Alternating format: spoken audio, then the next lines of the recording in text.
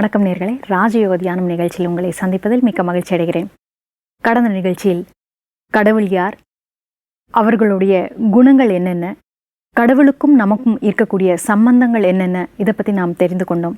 அதைத் தொடர்ந்து இந்நிகழ்ச்சியில் இறைவன் எங்கே இருக்கிறார், இறைவன் தபகோலத்தில் ஏன் காட்டுறாங்க, இதை பற்றி விளக்கம் தருவதற்காக நம்முடன் இணைந்துள்ளார் சகோதரர் ராஜயோகி பிரம்மாகுமார் ஜெயக்குமார் அவர்கள். இவர் கடந்த 40 ஆண்டுகளாய் தன்னுடைய வாழ்க்கையை முழுமையாக இறை சேவையில் அர்ப்பணித்து உலக சேவை செய்து வருகிறார். தமிழகத்தின் மதுரை துணைமண்டலத்தின் பல்வேறு சேவைகளை ஆற்றியிருக்கிறார். பிரஜாபிதா பிரம்மாகுமாரி ஈஸ்வரிய விஸ்வவித்யாலயத்தின் ஹெட் குவார்ட்டர்ஸ் ஆன மவுண்ட் அபுவில் கடந்த 4 வருடங்களாய் சேவை செய்து வருகிறார். நேயர்களே, உங்கள் சார்பில் அவரை வரவேற்கிறேன். வணக்கம். வணக்கம். ஓம் சாந்தி. ஓம் சாந்தி. பிரதர், இறைவன் பற்றி சொன்னீங்க. இறைவன் ஒளி புள்ளியாக இருக்கிறார். அவர் எங்கே இருக்கிறார்? இறைவனை தபகோலத்தில் காட்டுறாங்க. இதை பற்றி கொஞ்சம் விளக்கம் தாங்களே. இறைவன் ஜோதி சுரூபமானவர், அனைத்து குணங்களில் கடலாக இருக்கின்றார் என்பதை நாம் அறிந்தோம். ஆத்மாவுக்கும் பரமாத்மாவுக்கும் உள்ள சம்பந்தங்களை புரிந்து கொண்டோம்.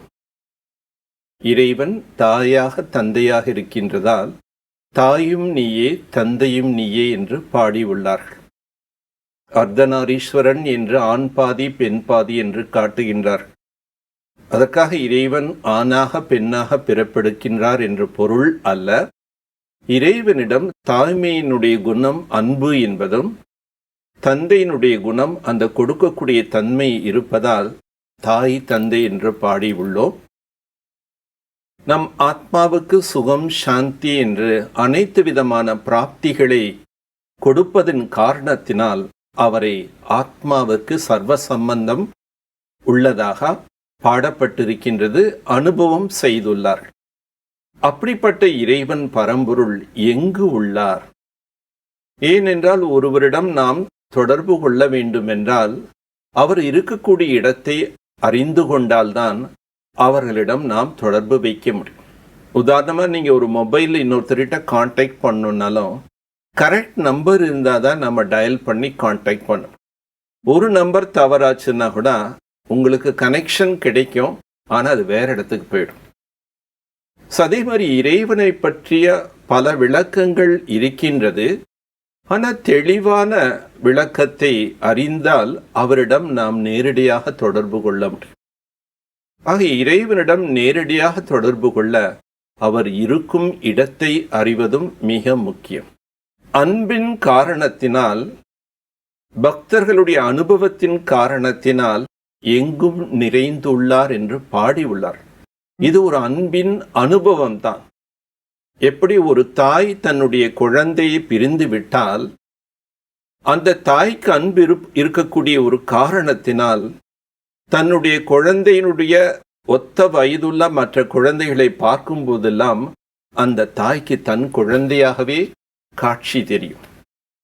ஏனென்றால் அந்த குழந்தையின் மீது தாய்க்கு அந்த அளவுக்கு அன்பு இருக்கின்றது. அதே போல் மகான்கள் ரிஷிகளுக்கு இறைவன் மீது அவ்வளோ அளவு கடந்த அன்பு வைத்திருந்தார்கள். கடவுளுக்காக எதையுமே அர்ப்பணிக்க தயாராக இருந்தார்கள். அந்த அன்பின் காரணத்தினால் அவர்களுக்கு எங்கு பார்த்தாலும் இறைவனாகவே காட்சி கிடைத்தது. ஆகவே எங்கும் நீயே என்று பாடிவிட்டார். இது அனுபவம் தானே தவிர உண்மை அல்ல.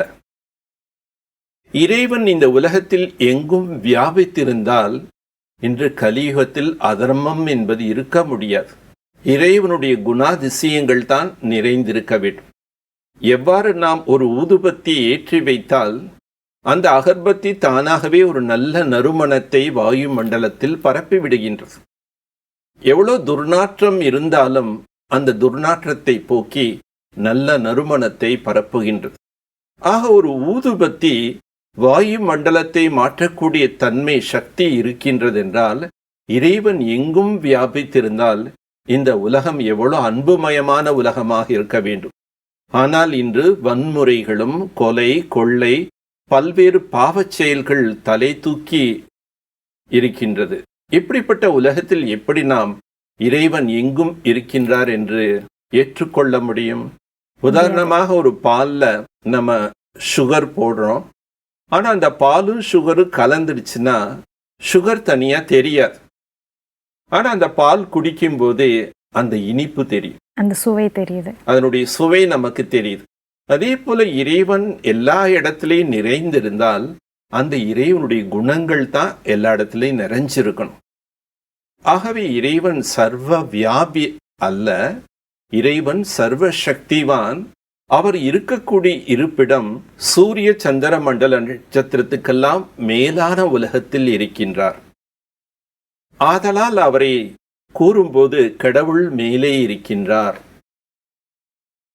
பொதுவாக கடவுளை சுட்டி காட்டும் போது விரலை நாம் இப்படிதான் சுட்டி காட்டுகின்றோம், மேலே இருக்கின்றார். கடவுள் என்று சொல்லும் போதே நம்முடைய கண்கள், நம்முடைய உள்ளம் மேலே செல்கின்றது. ஆக நம்முடைய விரல் மேலே சுட்டி காட்டுகின்றோம். மேல ஒருத்தர் இருக்கார், அவர் பார்த்துட்டே இருக்காருன்னு சொல்றோம். இப்போ மேல ஒருத்தர் இருக்காருன்னு தான் சொல்றோமே தவிர இங்க எல்லா இடத்துலயும் சுத்தி இருக்காருன்னு சொல்ல மாட்டோம். ஆக இறைவன் மேல இருக்காருன்னா என்ன அர்த்தம்? அவரை சொல்லும்போது திரிலோகநாதா போற்றி போற்றி, 3 உலகத்துக்கும் தலைவன். ஒன்று இந்த பௌதீக உலகம், இந்த பௌதீக உலகத்துக்கு அப்பாற்பட்டு சூக்ஷ்ம உலகம், பிரம்மபுரி, விஷ்ணுபுரி, சங்கரபுரி என்று ஒரு ஒளி வடிவமான சூக்ஷ்ம தேவதைகளுடைய உலகம் இருக்கின்றது. அதற்கும் அப்பாற்பட்ட உலகம்தான் முக்திதாமம், சிவலோகம், சாந்தி தாமம் என்று கூறுகின்றோம். அந்த லோகத்துக்கே சிவலோகம். ஏனென்றால் சிவன் வசிக்கக்கூடிய இடமாக இருப்பதால் அதை சிவலோகம் என்று மகிமை பாடியுள்ளார்கள். அந்த சிவலோகத்தில், அந்த முக்தி லோகத்தில், பரந்தாமத்தில் பரம்பொருள் ஜோதி வடிவமாக நிவாசம் செய்கிறார். இறைவன் ஜோதி வடிவமானவர் தானே தவிர அவர் எந்த தாய் வயிற்று கர்ப்பத்தில் ஆணாக பெண்ணாக பிறப்பெடுக்கக்கூடியவர் அல்ல. அப்பொழுது இறைவனை ஏன் தவ கோலத்தில் காட்டியுள்ளோம் என்று நீங்கள் கேட்டீர்கள். ஆனால் தவ கோலத்தில் காட்டப்பட்டவர் சங்கர். அவர் ஒரு சூக்ஷ்ம தேவதை. சிவனுக்கும் சங்கரனுக்கும் உள்ள வேறுபாடு அறியாத ஒரு காரணத்தினால், சிவன் பிறப்பிறப்புக்கு அப்பாற்பட்டவராக இருக்கக்கூடிய ஒரு காரணத்தினால் பக்தியில் நாம் அந்த சங்கரையே சிவன் என்று எண்ணிவிட்டோம். ஆனால் நாம் புகழ் பாடும்போது பிரம்மா தேவதாய நம, விஷ்ணு தேவதாய நம, சங்கர் தேவதாய நம, சிவ பரமாத்மாய நமன்னு பாடும். ஆக சங்கர் தேவதாய நம, சிவ பரமாத்மாய நம என்று ஏன் கூறுகின்றோம் என்றால், சங்கரன் அவர் தேவதை. அவர் தேவதையாக இருக்கக்கூடிய ஒரு காரணத்தினால் இறைவனுடைய சக்தியை அடைவதற்கு அவரை நாம் தவகோலத்தில் காட்டுகின்றோம். சங்கருக்கும் மேலானவர் யார் என்றால் அந்த ஜோதி வடிவமான சிவன் தான். ஆகவே சிவன் வேறு, சங்கரன் வேறு. சிவன் பரமாத்மா, சங்கரன் தேவாத்மா. சிவன் படைக்க கூடியவர், சங்கரன் படைக்கப்பட்டவர். சிவன் நன்மையான காரியத்தை செய்பவர், சங்கரன் அதர்மங்களை அழிக்கக்கூடியவர். ஆக ரூபம் வேறு, நாமம் வேறு, குணங்கள் வேறு, செயல்கள் வேறு. ஆக 2 பேரும் வேறு வேறானவர். ஆனால் இறைவனை பற்றிய அறிமுகம் நமக்கு முழுமையாக இல்லாத ஒரு காரணத்தினால்தான் நாம் சங்கரையே சிவன் என்று பாவித்து வந்தோம். ஆகவே இப்பொழுது நாம் புரிந்து கொள்ள வேண்டும், தவகோலத்தில் இருக்கக்கூடியவர் சங்கர், அந்த சங்கருக்கு மேலானவர் சிவன் என்று கூறப்படுகின்றது. இந்த சிவராத்திரி நம்ம கொண்டாடுறோம் இல்லையா பாரதத்துல, அதை பத்தி கொஞ்சம் விளக்கம் கொடுங்களேன். இன்றைக்கு உலகத்துல ஒவ்வொரு தேசங்கள்லையும் பல்வேறு பண்டிகைகளை கொண்டாடுகின்றார். அந்த பண்டிகைகள் என்பது அந்தந்த தேசத்தினுடைய கலாச்சாரத்தை வெளிப்படுத்துவதற்காகத்தான் விழாக்கள் என்பது கொண்டாடுகின்றார். ஒவ்வொரு பண்டிகையிலும் அதற்குள் ஆன்மீக ரகசியங்கள் பல அடங்கியுள்ளன. அந்த ஆன்மீக ரகசியங்களை நாம் புரிந்து கொள்ளாமல் இன்னைக்கு நாம் பண்டிகைகளை, விழாக்களை ஒரு சடங்காக, ஒரு மகிழ்ச்சியாக கொண்டாடி வருகின்றோமே தவிர அதனுடைய உண்மையான பொருளை நாம் அறியாமல் இருக்கின்றோம். பாரத தேசத்தில் அநேக பண்டிகைகள் கொண்டாடுகின்றோம்.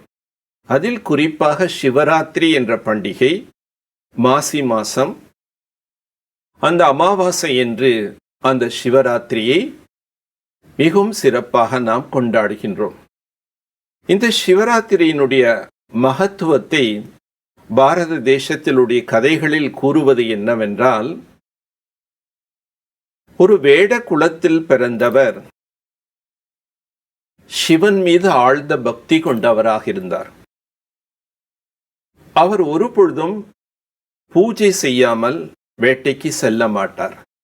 தினமும் சிவனை பூஜித்து விட்டுதான் வேட்டைக்கு செல்வார். ஒரு நாள் அவர் வேட்டை ஆடிக்கொண்டிருக்கும் போது மாலை நேரமாகி விடுகின்றது. மாலை நேரமாகியதால் வீட்டுக்கு திரும்பலாம் என்று எண்ணும் பொழுது ஒரு சிங்கம் அவரை தாக்க வருவதை அவர் காண்கின்றார். ஓஹோ, சிங்கம் நம்மை தாக்க வருகின்றதே என்று அவர் வேகமாக ஓடுகிறார். அவர் ஓட ஓட ஓட காட்டின் திசை மறந்து விடுகிறார். எப்படி நாம் காட்டை விட்டு வெளியே வர வேண்டும் என்று அவர் வழி தெரியாமல் தவிக்கின்றார். ஒரு பக்கம் சிங்கம் அவரை துரத்துகின்றது, மறுபக்கம் திசை தெரியாமல் தவிக்கின்றார். அமாவாசை என்னால் அதனால் இருள் சீக்கிரம் வந்து விடுகின்றது. இருளாக இருக்கக்கூடிய காரணத்தினால் அவருக்கு ஒன்றும் தெரியவில்லை. ஆகவே அந்த சிங்கத்திடமிருந்து தன்னை காப்பாற்றிக் கொள்ள வேகமாக ஒரு மரத்தின் மீது ஏறி அந்த மரத்தில் அமர்ந்து கொள்கிறார். மரத்தில் அமர்ந்து கொண்டால் நம் தூங்கி விழுந்தால் அந்த சிங்கம் நம்மை சாப்பிட்டு விடுமோ என்ற ஐயத்தினால் அவர் ஒவ்வொரு இழையாக பிச்சு சிவனுடைய நாமத்தை கூறிக்கொண்டே இரவு முழுவதும் கண் விழித்திருக்கின்றார். அந்த மரம் வில்வ மரமாக இருக்கின்றது.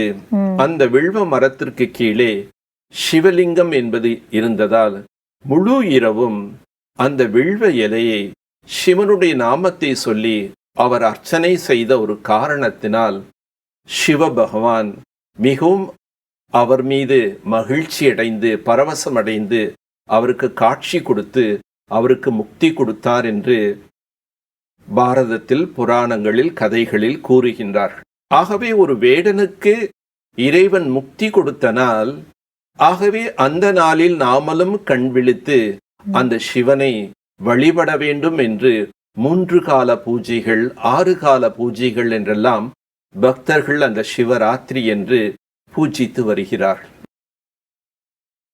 இது ஐதீகத்தில் கூறப்பட்டு உள்ள ஒரு கதை.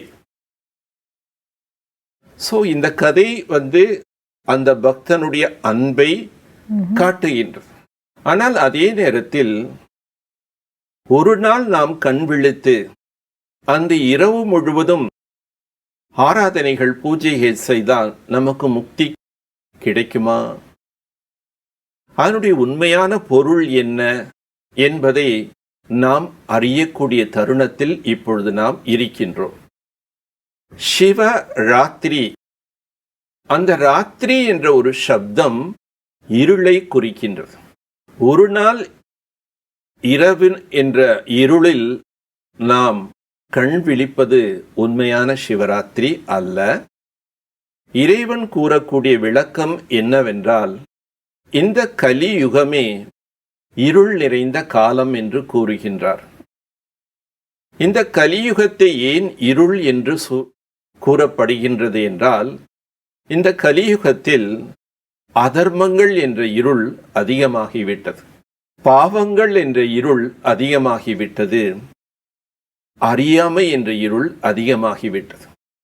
ஒவ்வொரு மனித ஆத்மாவும் நாம் யார், நாம் எங்கிருந்து வந்திருக்கின்றோம், அந்த இறைவன் யார் என்ற ஒரு ஞானம் என்ற ஒளி இல்லாமல் அறியாமை என்ற இருளில் வாழ்ந்து வருகிறார்கள். ஆக அறியாமையை இருள் என்று சொல்லப்படுகின்றது. ஒவ்வொரு மனித ஆத்மாக்களுக்குள்ளேயும் பஞ்ச விகார குணங்கள் அதிகரித்து விட்டது. அந்த பஞ்ச விகாரத்தால் பாவங்களை செய்து கொண்டிருக்கின்றார்கள். ஆகவே பாவத்தை இருள் என்று சொல்லப்படுகின்றது. இன்று தீமைகள் அதிகரித்து விட்ட காரணத்தினால் அதர்மத்தினுடைய இருள் என்று சொல்லப்படுகின்றது. இப்படிப்பட்ட ஒரு தருணத்தில்தான் இறைவன் நமக்கு ஞானம் என்ற ஒளியை கொடுக்கின்றார்.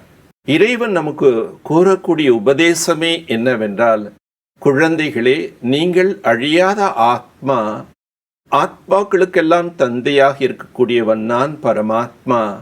ஆகவே என்னை நீங்கள் முழு மனதோடு தியானித்தால் நான் அனைத்து பாவங்களிலிருந்தும் உங்களை விடுவிப்பேன் என்று கூறுகின்றார்.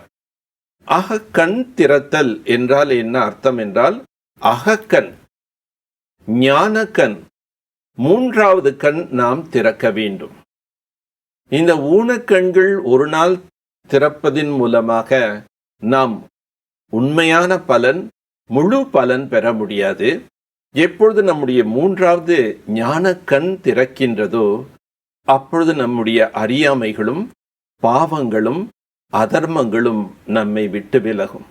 எப்பொழுது இந்த மூன்றாவது கண் திறந்து அந்த பரமாத்மாவை நாம் மானசீகமாக தியானிக்கின்றோமோ அப்பொழுது நம் ஆத்மா தூய்மையடைந்து பரமாத்மாவுடன் வீட்டுக்கு திரும்பி செல்கின்றது.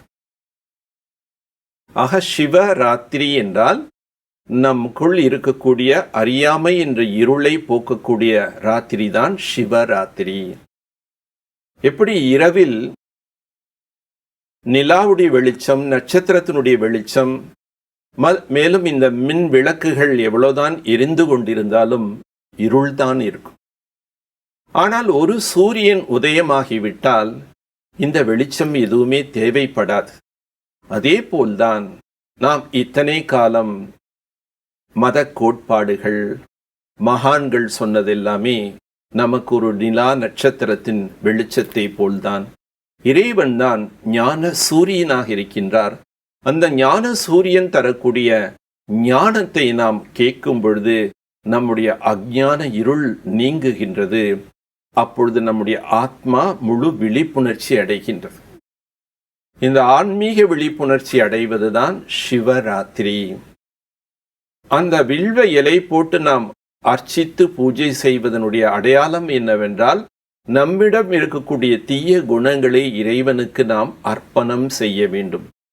எப்பொழுது நம்முடைய தீய குணங்களை நாம் அர்ப்பணிக்கின்றோமோ அதுதான் உண்மையான உபவாசம், அதுதான் உண்மையான விரதம் என்று சொல்லப்படுகின்றது. விரதம், உபவாசம் என்றால் உடலுக்கு நாம் பட்டினி போடுகின்றோம். ஆனால் உண்மையான பட்டினி நம் ஆத்மாவில் எழக்கூடிய கெட்ட எண்ணங்களை நீக்குவதுதான் உண்மையான உபவாசம். உப என்றால் மேலே, வாசம் என்றால் அருகாமையில். இறைவன் மேலான உலகத்தில் இருக்கின்றார். அந்த மேலான உலகத்தில் இருக்கக்கூடிய இறைவனிடம் அருகாமையில் செல்ல வேண்டும் என்றால் நம்முடைய மனம் சுத்தமாக இருக்க வேண்டும். மனம் சுத்தமடைந்தால்தான் நாம் அவருடைய அருகாமையில் வாசம் செய்ய முடியும். ஆகவே நாம் ஞானத்தை உணர்ந்து நம்முடைய தீய குணங்களை அர்ப்பணித்து நாம் உண்மையான உபவாசத்தை மேற்கொண்டு இறைவனை தியானிக்கும் பொழுது இந்த அஞ்ஞானம் என்ற இருள் நீங்கிவிடும். மீண்டும் இந்த உலகம் ஒரு உன்னத உலகமாக மாறிவிடும். ஆதலால் நான் ஆத்மா என்ற சத்தியத்தை ஏற்றுக்கொள்ள வேண்டும். ஆத்மாக்களின் தந்தை இறைவன் ஜோதி சுரூபமானவர் என்பதை ஏற்றுக்கொள்ள வேண்டும். அவர் பரந்தாமத்தில் சிவலோகத்தில் வசிக்கின்றார் என்பதை நாம் புரிந்து கொண்டு நம்முடைய மனம் புத்தியை அந்த சிவலோகத்திற்கு கொண்டு சென்று அந்த ஜோதியை தியானம் செய்வதுதான் ராஜயோக தியானம், மேலான தியானம் என்று கூறப்படுகின்றது. சிவலிங்கத்தில் 3 பட்டையிட்டு அதில் திலகம் வைக்கிறாங்க. அதை பற்றி கொஞ்சம் விளக்கம் தாங்களேன். இறைவன் ஜோதி சுரூபமாக இருக்கக்கூடிய ஒரு காரணத்தினால் நாம் பூஜிப்பதற்காக அவரை லிங்க ரூபத்தில் வைத்து பூஜிக்கின்றோம். இறைவன் ஜோதிர் லிங்கமாக வழிபடுகின்றோம். அந்த ஜோதிர்லிங்கத்தின் நாம் 3 பட்டைகள் இடுவதனுடைய அடையாளம் என்னவென்றால், அவர் 3 தொழிலை செய்யக்கூடியவர். அவர் புள்ளி ஒளி வடிவமாக இருந்தாலும் 3 தொழில், படைத்தல், காத்தல், அழித்தல் என்ற 3 காரியங்களை செய்கின்றார். இதனுடைய அடையாளமாகத்தான் 3 பட்டைகளை நாம் இடுகின்றோம். 3 பட்டைகளிட்டு நடுவில் நாம் திலகத்தை வைக்கின்றோம். அந்த திலகம் என்பது அவர் ஒரு புள்ளி ஒளி வடிவமானவர் என்பதை குறிக்கப்படுகின்றது. அந்த 3 பட்டைகள் என்பது அவர் 3 தொழிலை செய்வதனுடைய ஒரு அடையாளமாகத்தான் முப்பட்டைகளை காட்டுகின்றோம். ஆங்கிலத்தில் கூட அவரை GOD, காட் என்று அழைக்கின்றோம். G for generator, O for operator, D for destructor. ஆக இறைவன் படைத்தல், காத்தல், அழித்தல் என்ற 3 காரியங்களை செய்கின்றார். 3 காரியங்களை செய்கின்ற ஒரு காரணத்தினால்தான் அவரை திரிகால தரிசியே போற்றி போற்றி என்றும், திரிநேத்திரியே போற்றி போற்றி என்றும், திரிமூர்த்தியே போற்றி போற்றி என்றும் பாடுகின்றோம். ஏனென்றால் 3 மூர்த்திகள் மூலமாக இறைவன் முத்தொழிலை செய்கின்றார். ஆக படைத்தல் என்றால் என்ன, காத்தல் என்றால் என்ன, அழித்தல் என்றால் என்ன, இறைவன் எதை படைக்கின்றார், இறைவன் எப்போது படைக்கின்றார், இறைவன் எப்படி படைக்கின்றார் என்று படைப்பின் இரகசியத்தையும் நாம் அறிய வேண்டியது மிக அவசியமானது. மேலும் அவர் எதை காக்கின்றார், எதனை அழிக்கின்றார், இந்த 3 விஷயங்களை நாம் இந்த ராஜயோக தியானத்தின் மூலமாக தெளிவாக புரிந்து கொள்வோம். இந்த 3 தொழில் செய்வதனுடைய ஒரு அடையாளமாகத்தான் முப்பட்டைகள் என்பது நாம் இட்டு பூஜிக்கின்றோம். இறைவன் ஜோதி சுரூபமாக இருந்தாலும் கூட பிரம்மாவின் மூலமாக படைக்கின்றார், விஷ்ணுவின் மூலமாக காக்கின்றார், சங்கரன் மூலமாக அழிக்கின்றார். இந்த 3 மூர்த்திகளுக்கும் மேலானவரைத்தான் சிவன் என்று சொல்லப்படுகின்றது. ஆகவே நாம் கூறுகின்றோம், பிரம்மா தேவதாய நம, விஷ்ணு தேவதாய நம, சங்கர் தேவதாய நம, சிவ பரமாத்மாய நம, தேவாதி தேவா போற்றி போற்றி என்றெல்லாம் பாடுகின்றோம். தேவாதி தேவா போற்றி போற்றி என்றால் என்ன அர்த்தம்? அனைத்து தேவதைகளுக்கும் மேலானவர். அந்த மேலானவர் ஜோதி வடிவமாக இருக்கக்கூடிய காரணத்தினால், பிறப்பு இறப்புக்கு அப்பாற்பட்டவராக இருக்கக்கூடிய காரணத்தினால் மும்மூர்த்திகள் மூலமாக 3 தொழில்களை செய்விக்கின்றார். சிவனை பற்றி, அதாவது சிவன் கடவுள், அவர் ஒருவர் தான், சர்வவியாபி கிடையாது என்பதை பற்றி ரொம்ப அழகாக சிறப்பாக விளக்கம் தந்ததற்காக, இந்நிகழ்ச்சியில் வந்து கலந்து கொண்டதற்காக நன்றி. வணக்கம். வணக்கம். என்ன நேயர்களே, இறைவன் எங்கே இருக்கிறார்? பரந்தாமத்தில், சிவலோகத்தில் இருக்கிறார் எனக்கூடிய ஒரு உண்மையை நாம் தெரிந்து கொண்டோம். சிவன் வேறு, சங்கரர் வேறு.